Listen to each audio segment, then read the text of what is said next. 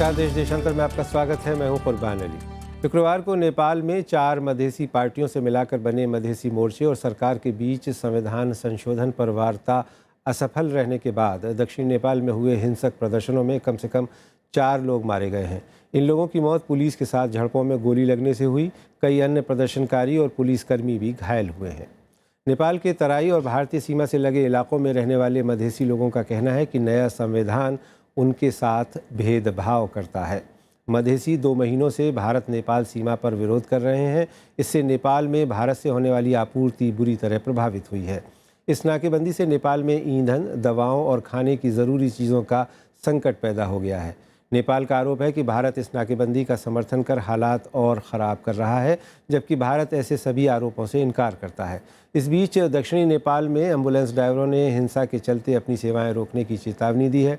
गौरतलब है कि नेपाल के नए संविधान के विरोध में हो रहे प्रदर्शनों में अब तक 40 से ज़्यादा लोग मारे जा चुके हैं।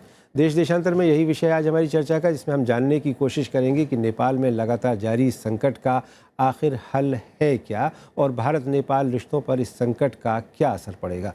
इस चर्चा में मेरे साथ हैं नेपाल मामलों के जानकार प्रोफेसर SD मुनि, बीजेपी प्रवक्ता विजय सोनकर शास्त्री और वरिष्ठ पत्रकार भारत भूषण। साथ ही काठमांडू से फ़ोन लाइन पर हमारे साथ हैं CK लाल। आप सभी का स्वागत है। CK लाल साहब, सबसे पहले मैं आपसे शुरुआत करना चाहूँगा कि इस वक्त क्या हालात हैं दक्षिणी नेपाल में, और जो हिंसा हुई थी इसमें 4 लोगों के मारे जाने की खबर है, क्या उस पर काबू पाया जा सका है?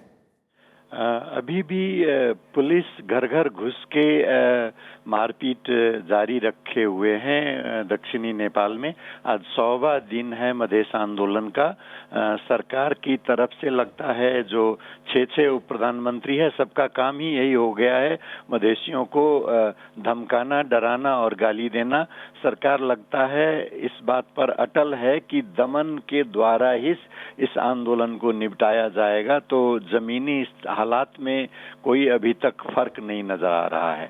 ठीक है, लाल साहब रहें आप हमारे साथ। प्रोफेसर SD मुनि, क्या कहेंगे आप? अभी CK लाल कह रहे थे कि 100वां दिन है और ये लगातार जब से संविधान बना है इसके खिलाफ आंदोलन चल रहा है मधेसियों का।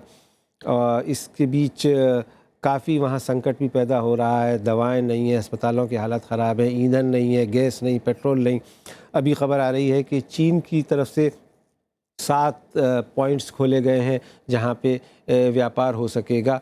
तो किस रूप में देखते हैं आप इन हालात को? आपने बहुत सारे मुद्दे उठा दिए जी। सबसे पहली बात तो ये है कि जो समस्या है वो संविधान से जुड़ी हुई है और राजनीतिक है, इसलिए उसका समाधान भी संविधान से जुड़ा हुआ निकलना चाहिए और राजनीतिक समाधान निकलना चाहिए। ठीक है, ये बात सही है कि जो सामान नहीं जा रहा है काठमांडू, उससे काठमांडू के लोग दुखी हैं, त्रस्त हैं और वाकई से बहुत परेशान हैं। लेकिन जो प्रश्न है वो ये है कि आंदोलन पहले शुरू हुआ था, सामान की आवाजाही बाद में बंद हुई है।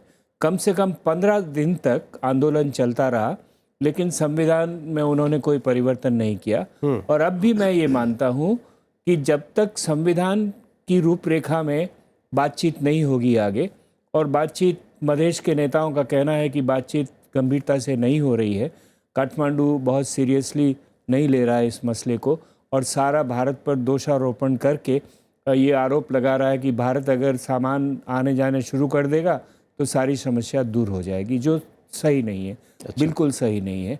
तीसरी बात आपने चीन की कही, तो देखिए ये पहली बार नहीं है कि नेपाल के शासकों ने हिंदुस्तान को डराने के लिए या हिंदुस्तान से लोहा लेने के लिए चीन का नाम लिया हो। पहले भी ऐसा कई बार हुआ है जी। और मैं समझता हूँ अगर ये एक विकल्प निकल सकता है नेपाल के लिए तो नेपाल ज़रूर निकाले। लेकिन नेपाल के लोग जानते हैं, नेपाल की जनता जानती है, नेपाल की सरकार जानती है कि ये एक लंबे समय का विकल्प नहीं है। ठीक है, मैं आऊँगा आपके पास में। विजय सोनकर शास्त्री साहब, आप सत्ताधारी पार्टी के राष्ट्रीय प्रवक्ता हैं।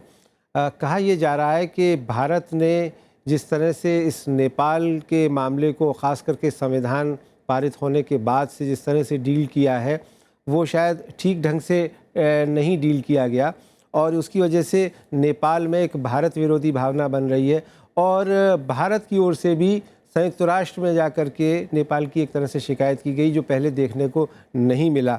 ऐसे में जो इस वक्त नेपाल का संकट है, उसे किस रूप में देखते हैं आप? देखिए, नेपाल का जो वहाँ पर जो परिस्थितियाँ बनी हैं, इन परिस्थितियों के लिए जो कोई भी जिम्मेदार है वो तो बातों में स्पष्ट हो ही रहा है कि वहाँ पर संविधान को लेकर के नेपाल में एक बड़े हिस्से में असंतोष है। लेकिन इस असंतोष से भारत का कोई लेना देना नहीं है। सच्चाई तो ये है कि नेपाल हमारा पड़ोसी मुल्क है। हम लोगों का नेपाल के साथ बेहतरीन संबंध था और हर तरह का संबंध था और रहेगा भी भविष्य में। इतना जरूर है कि हम उनके आंतरिक मामले में तो नहीं बोल सकते, पर इतना जरूर अपेक्षा करते हैं कि हमारा पड़ोसी मुल्क है तो वहाँ पर शांति रहे, सौहार्द रहे, वहाँ का वातावरण ठीक रहे, क्योंकि वहाँ के लोगों का और वहाँ के वातावरण का निस्संदेह हमारे जो सीमावर्ती क्षेत्र हैं नेपाल के, उस पर जरूर एक तरह से प्रभाव दिखाई देता है। लेकिन जहाँ तक जो परिस्थितियाँ वहाँ बनी हैं, उन परिस्थितियों में भारत सरकार केवल सुझाव देने की भूमिका कर सकता है। सुझाव इतना ही है कि वहाँ पर जो लोग असंतोष व्याप्त है उसको वहाँ की सरकार दूर करे। वहाँ के संविधान में अगर वहाँ के लोगों की ये भावना है कि वहाँ पर कुछ परिवर्तन हो, तो मुझे ऐसा लगता है कि नेपाल की सरकार को इस पर विचार करने की आवश्यकता है। ठीक। लेकिन इससे ज़्यादा हम नहीं समझते कि भारत सरकार की कोई भूमिका हो सकती है या कोई भूमिका तय होनी चाहिए। ठीक, मैं आता हूँ आपके पास में। भरत भूषण साहब, आप किस रूप में देखते हैं कि क्या एक तो सबसे पहले जो नेपाल में सूरत हाल है, जो संकट बना हुआ है, जो हिंसा हो रही है, वो उसे आप किस रूप में देखते हैं, और जिस तरह से भारत उसको डील कर रहा है, क्या वो सही है? क्योंकि विजय सोनकर शासी साहब तो कह रहे हैं कि वो अंदरूनी मामला है और हमारी बहुत भूमिका सीमित है। देखिए, पहली बात तो मैं ये कहना चाहूँगा, जो प्रोफेसर मुनी ने कहा कि ये लॉ एंड ऑर्डर की समस्या नहीं है, ये पॉलिटिकल इशू है, इसका समाधान पॉलिटिकल होना चाहिए। ठीक। जो पहाड़ी नेतृत्व है नेपाल का, नेपाल दो हिस्सों में बटा हुआ है, पहाड़ी लोग हैं और मधेश के तराई लोग, तराई के मधेसी लोग हैं। जो पहाड़ी नेता हैं अपना वर्चस्व बनाए रखना चाहते हैं। उन्होंने एक राजनीतिक इंजीनियरिंग की है कॉन्स्टिट्यूशन के थ्रू कि पहाड़ में जहाँ 50% से कम पॉपुलेशन है वहाँ पे 100 सीट पार्लियामेंट की दे दी। मधेश में जहाँ 50% से ज़्यादा पॉपुलेशन, आधी से ज़्यादा पॉपुलेशन है, जनसंख्या है, वहाँ पे केवल 65 सीटें दी। तो उनका अपना वर्चस्व बनाए रखने की कोशिश की। दूसरा काम ऐसा किया कि जो नक्शा बनाया प्रांतों का, उसमें से 22 जो ज़िले हैं तराई के, उनमें से 8 को तो एक डिस्ट्रिक्ट बना दिया, एक प्रांत बना दिया, स्टेट नंबर 2, और बाकी जो 14 हैं उनको पहाड़ के साथ मिला दिया ताकि वहाँ भी पहाड़ियों का वर्चस्व बना रहे। तो जो संविधान में हो रहा है इसका इतिहास भी है, क्योंकि इससे पहले नेपाल के राजा, नेपाल के अन्य शासक जनसंख्या की को भी परिवर्तित कर चुके थे तराई में। सन 51 में 6% पहाड़ी थे केवल तराई में। आज उनका प्रोपोर्शन 36% हो गया है। यानी कि पूरा संविधान, पूरी आपकी पॉलिसी ये है कि पहाड़ियों का वर्चस्व बना रहे और सेकंड क्लास सिटीजन बने रहे मधेश के लोग। दूसरा सवाल आपने ये पूछा कि भारत सरकार क्या करती है। भारत सरकार कर सकती थी, कॉन्स्टिट्यूशन लिखने से पहले समझा सकती थी, एडवाइस दे सकती थी, कुछ एमिसरीज भेज सकती थी, लेकिन उस समय मुझे लगता है कि भारत सरकार की जो नीतियाँ थी उनमें काफ़ी बड़ी त्रुटियाँ रह गई, जिसके कारण ये सिचुएशन अब बन गई है। अब जब ये सिचुएशन बन गई है तो ये सचमुच अंदरूनी मामला ही है, क्योंकि जब तक उस संविधान को आप नहीं सुधारेंगे, जब तक आप आधे से ज़्यादा अपनी जनता को उनके राइट्स नहीं देंगे, तो भारत उसमें कुछ कर ही नहीं सकता है। भारत तो यही कह सकता है कि साहब अपने संविधान को बदलिए, अमेंडमेंट लाइए, लोगों से बातचीत करिए। लेकिन जो पहाड़ी नेतृत्व है उसमें भी बहुत धीरे धीरे चल रहा है और पूरा दोष भारत के ऊपर डाल रहा है, जो मेरे ख्याल से सही नहीं है। जी, सीके लाल साहब, काठमांडू में क्या राय है भारत के बारे में, और क्या ये जो अभी मुद्दा है, जो इस पे हमारे मेहमान भी बात कर रहे थे कि ये नेपाल का आंतरिक मामला तो है, लेकिन किसी न किसी रूप में भारत चूँकि सीमावर्ती देश है उसको भी प्रभावित करता है, तो इसका समाधान करने के लिए कुछ कोशिशें हो रही हैं? आपका प्रश्न का 3 भाग। पहला तो नेपाल की हालात अभी कैसी है जी। और काठमांडू में भारत विरोधी भावना का क्या है। जी। तो भारत विरोधी भावना काठमांडू में कोई नई बात नहीं है, तब से चली आ रही है। जब ईस्ट इंडिया कंपनी था और नेपाल के जो शासक थे वो कभी चीन के बादशाह को दिखा के ईस्ट इंडिया कंपनी को डराते थे, कभी ईस्ट इंडिया कंपनी को दिखा के चीन के बादशाह को डराते थे। तो ये पुरानी है यहाँ के शासक वर्ग की मनस्थिति कि दोनों को लड़ा के रखने में हमारा फायदा है, हमारा निरंतरता रहेगा। तो वो कोई नई बात नहीं है, उसमें कुछ तीव्रता जरूर आई है। आपकी दूसरी बात कि अंदरूनी मामला है क्या, बिल्कुल, जब तक सिर्फ राजनीति हो तो अंदरूनी मामला रहता है, मगर जब मामला यहाँ तक पहुँच जाता है कि मधेसी राजनीति कर्मियों को कहने लगे कि तुम्हारा तो देखने वाला भारत है, या घर से निकाल के गोली मारा जाए। आज मैं अभी आ रहा हूँ राष्ट्रीय मानव अधिकार आयोग के कार्यालय से, उसके प्रमुख आयुक्त बता रहे थे कि राष्ट्रीय मानव अधिकार आयोग ने जो अनुगमन किया है, किसी भी प्रदर्शनकारी को गोली नीचे नहीं, पैर में नहीं लगी है, या तो छाती में गोली मारा गया है या सर पर गोली मारा गया है। जबकि सामान्यतया प्रदर्शनकारियों से जो व्यवहार किया जाता है, पहले लाठी चार्ज होता है, उसके बाद उससे नहीं हुआ तो पानी के फव्वारे छोड़े जाते हैं, उससे भी नहीं हुआ तो अश्रु गैस का इस्तेमाल होता है, अगर कुछ नहीं हुआ तब गोली चलाया जाता है, और उसमें भी कहा जाता है कि नीचे पांव में गोली लगाया जाए। तो खुद बता रहे थे कि अश्रु गैस जो छोड़े गए हैं वो 3 साल पहले डेट एक्सपायर है, तो वो एक किस्म से केमिकल वेपन का काम करता है, बेहोश हो जाते हैं लोग। और जो गोलियां चलाई गई है सर पर ताक के चलाई गई है, और प्रदर्शनकारियों को कहा जा रहा है मोदी के बच्चे अपने देश जाओ। तो ये सिर्फ अब राजनीतिक मसला नहीं रह गया, ये ह्यूमन राइट्स का, मानव अधिकार का मामला बन गया है। और जब मानव अधिकार का मामला होता है तो अंतर्राष्ट्रीय रुचि उसमें होती है। पड़ोसियों को तो जिम्मेवारी भी बनती है कि मानव अधिकार का हनन इस पैमाने पर न हो। तकरीबन 50 लोग मारे जा चुके हैं, तो ये भारत के रुचि का मामला हुआ। तीसरा, इसको सुधारा कैसे जाए, तो सुधारने के लिए मूल जिम्मेवारी जिसके पास शक्ति रहती है, जिम्मेवारी उसकी बनती है। तो यहाँ का जो सरकार है अभी तक पूरा अनदेखा कर रहा है। तो और उतना ही नहीं, मधेसियों के साथ पहले भी आंदोलन हुआ है, तो उनके साथ जो समझौता हुआ है उसका गारंटियर भारत रहा है। वो समझौते हुए थे भारतीय राजदूतावास में। तो भारत तो एक किस्म से एक पक्ष बन गया है। तो अब भारत ये कह के नहीं निकल सकता है कि आपका अंदरूनी मामला है, आप संभालो, ये नहीं हो सकता है। इसलिए भारत की रुचि, हाँ, उस रुचि की सीमा क्या हो। आप नाकाबंदी कह रहे हैं, नाकाकसी जरूर है, नाकाबंदी अगर रहती तो यहाँ की हालत बहुत खासा हो गई रहती। तो अभी तो सरकार संरक्षित कालाबाजारी चल रही है, सरकार खुद स्मगलिंग करवा रही है। तो आप काठमांडू के सड़कों में देखें तो ट्रैफिक जाम नजर आने लग गया है। ठीक है लाल साहब, रह रहे हैं आप हमारे साथ। प्रोफेसर मुनी, जो कह रहे हैं लाल साहब, उससे आप कितना सहमत हैं, और क्या वाकई ये इतना ही सीधा साधा मामला है जैसा लाल साहब बता रहे हैं? देखिए, ये जो काठमांडू दोषारोपण कर रहा है कि भारत की इसमें इंटरफियरेंस है और बड़ी परेशानी हो रही है, वो बात कुछ हद तक सही है, और मैं समझता हूँ कुछ हद तक वाजिब भी है। वो इसीलिए कि नेपाल में कोई ऐसा बड़ा परिवर्तन नहीं हुआ जिसमें भारत की भागीदारी नहीं रही, और भारत में कोई ऐसा बड़ा परिवर्तन नहीं हुआ जिसमें नेपालियों ने अपना साथ नहीं दिया।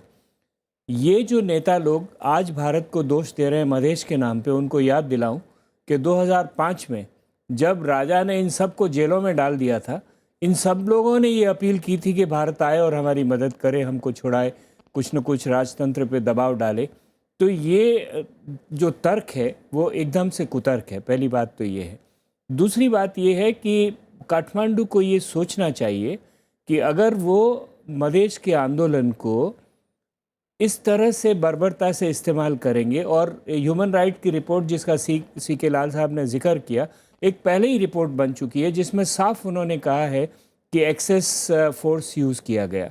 और अगर ऐसा करेंगे तो वहाँ के जो अतिवादी भावना है मधेश में, ऐसा नहीं है कि नहीं है, वो अतिवादी भावना को और उग्र बनाएंगे और स्थिति को और जटिल बनाने की कोशिश करेंगे। ठीक है, विजय सोनकर शास्त्री साहब, अभी आपकी सरकार को केंद्र में बने हुए 18 माह हुए हैं और इस बीच प्रधानमंत्री की वहाँ बहुचर्चित नेपाल यात्रा भी हुई, लेकिन जिस तरह की एक पारंपरिक दोस्ती की बात नेपाल के साथ की जाती थी, वो दोस्ती फिलहाल दिखाई नहीं दे रही है। इसके लिए आप किसे जिम्मेदार मानते हैं? नहीं, देखिए, नेपाल को भारत से हमेशा सहयोग मिला है और भारत सरकार हमेशा नेपाल का सहयोग करती रही है और भविष्य में भी करेगी। लेकिन जहाँ तक वर्तमान परिस्थितियाँ हैं, उन परिस्थितियों में जो वहाँ का एक नई व्यवस्था के तहत संविधान लागू हुआ और संविधान के प्रति वहाँ की जनता का असंतोष है।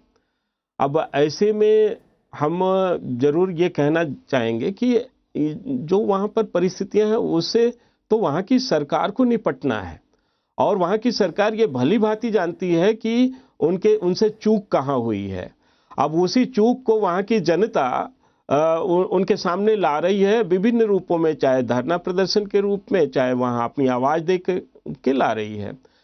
ऐसे में भारत सरकार का जो दायित्व है, जो सीमा है, उस सीमा में रह करके भारत सरकार सदैव नेपाल का मदद करता रहा है और करेगा। नहीं, लेकिन शास्त्री जी, यही तो समस्या हो रही है। लेकिन वहाँ की जो परिस्थितियाँ, यही समस्या हो रही है कि नेपाल आपकी बात को समझ नहीं पा रहा या आप उसे समझा पाने में असफल रहे हैं, और दूसरी तरफ हालात ये बन रहे हैं कि नेपाल चीन की तरफ ज़्यादा झुकाव दे रहा है। अभी खबर आई है कि 7 केंद्र खोलने हैं, चेक पोस्ट, जहाँ से व्यापार होगा, और इस नाकेबंदी की वजह से गैस, ईंधन, दवाइयाँ और दूसरी ज़रूरी चीज़ें चीन से आ रही हैं। तो लग ये रहा है कि भारत कहीं ना कहीं अपनी नीति में विफल हो रहा है और चीन उसका फ़ायदा उठा रहा है।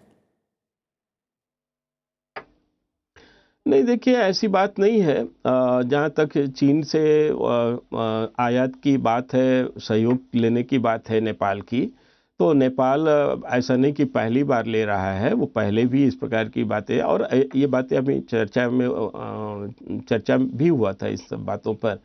लेकिन जहाँ तक भारत से सहयोग की बात है, तो भारत का सहयोग बहुत ही स्वाभाविक सहयोग है और वहाँ के लोगों को भारत से जो सहयोग जाता है वो उसकी जटिलता को भी वो लोग ध्यान में रखते हैं।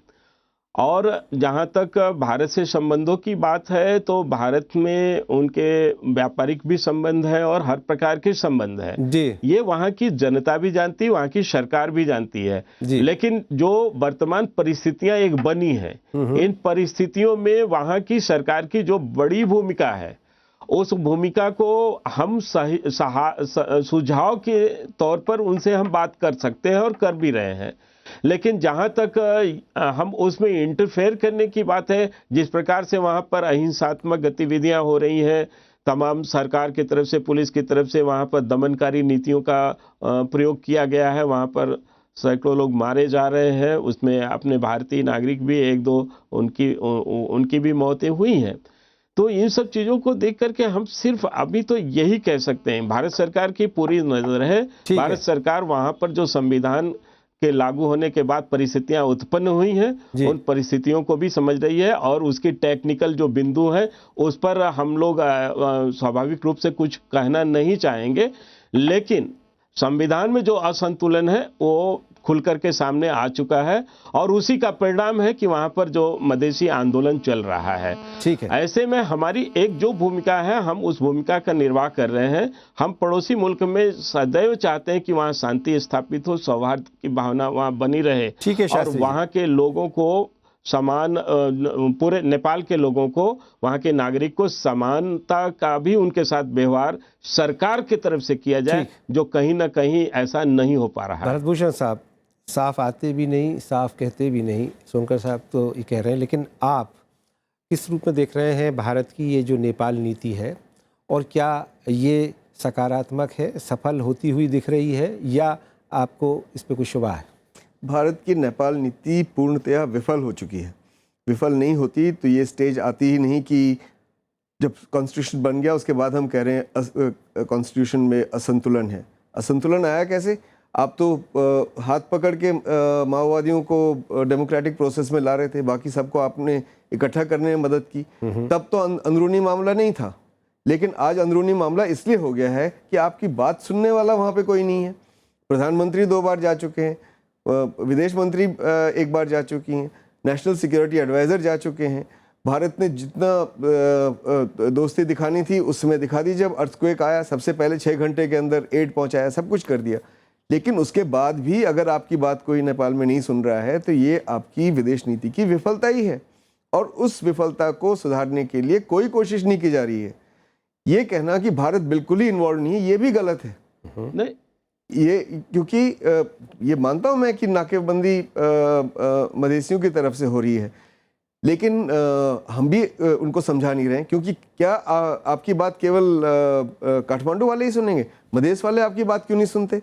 आप दोनों को साथ में क्यों नहीं लाते? क्या कोशिश की आपने ऑफिशियल तरीके से या परोक्ष रूप से कोई ट्रैक 2 के थ्रू? कुछ नहीं किया। आप बैठे बैठे देख रहे हैं, वहाँ पे मधेसी गोली खा रहे हैं। मधेसी ये कहना वो भी बिल्कुल अहिंसक है, गलत है। अगर 2.5 करोड़ की दवाइयाँ आपने जला दी तो वो कौन सा आपने अच्छा काम किया?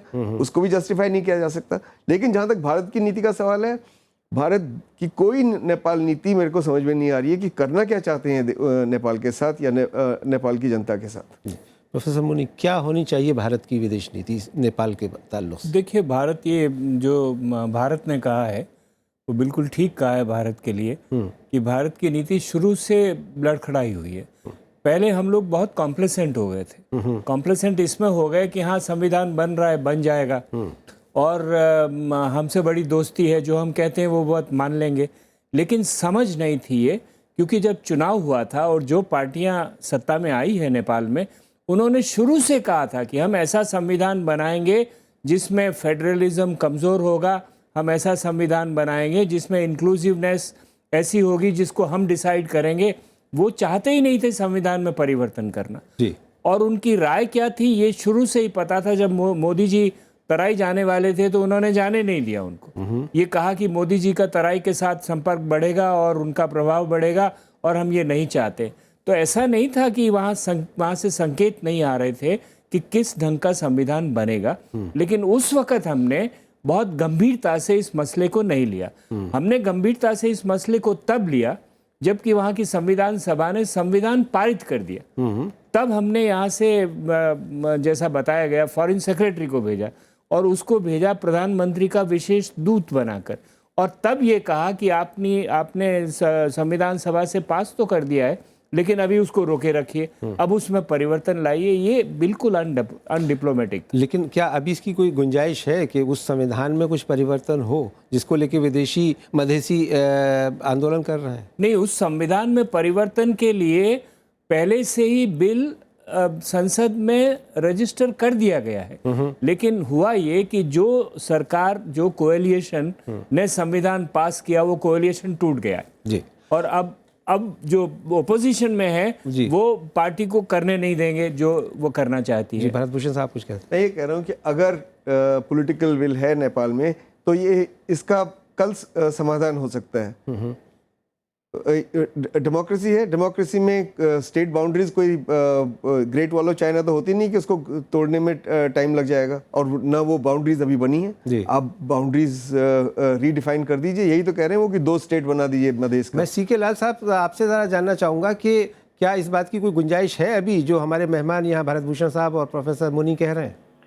बिल्कुल, अभी भी देरी नहीं है। इसमें मैं सिर्फ ये कहना चाहूंगा कि भारत की परराष्ट्र नीति की गलती तब से शुरू हो गई जब से मोदी साहब नेपाल में आए और उन्होंने कह दिया कि आप जो कहेंगे उसमें सहमत है। जब ब्लैंक चेक दे दिया तो अभी जो सत्ता में है उसमें ब्लैंक चेक में उनको जो लगा लिख के अपना ले लिया। तो भारत सरकार के पास कोई हथियार नहीं रह गया है कहने के लिए कि भाई शांति बनाए रखो अपने देश में।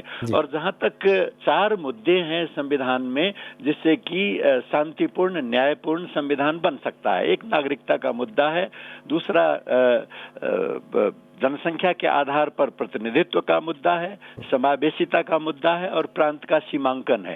ये मुख्य 4 मुद्दे हैं और भी छोटी छोटी बातें हैं। इन 4 मुद्दों पर 2 के बारे में तो अभी के संसद में जो प्रस्तावना पड़ा हुआ है वो अगर सुधार हो तो तुरंत होगा, और बाकी भी जो 2 मुद्दे हैं वो ज्यादा दिक्कत वाली नहीं है। यहाँ सिर्फ मेंटालिटी की बात हो गई है। यहाँ का सत्ता इस पूरे प्रश्न को ऐसे मोड़ दिया है कि ये राष्ट्रवाद का मामला है और भारत के साथ हम अड़े हुए हैं। नेपाली जनता की जगह भारत को लगा करके रख करके यहाँ राष्ट्रवाद जो भड़काया जा रहा है उसकी वजह से मामला कुछ पेचीदा हो गया है, नहीं तो ज्यादा कोई मुश्किल काम नहीं है। ठीक है, बहुत बहुत शुक्रिया सीके लाल साहब काठमांडू से हमारे साथ इस चर्चा में जुड़ने के लिए। भरत भूषण साहब आपका, विजय सोनकर शास्त्री साहब आपका और प्रोफेसर एस डी मुनिया आपका। उम्मीद की जानी चाहिए कि आगे आने वाले दिनों में नेपाल में शांति का माहौल बनेगा और ये जो मधेसियों की समस्या है संविधान में संशोधन के ज़रिए से इसका कोई ना कोई हल तलाश किया जाएगा और भारत नेपाल के वैसे ही रिश्ते आने वाले दिनों में देखने को मिलेंगे जिन पर कभी गर्व हुआ करता था। देश देशांतर में मेरे साथ इतना ही।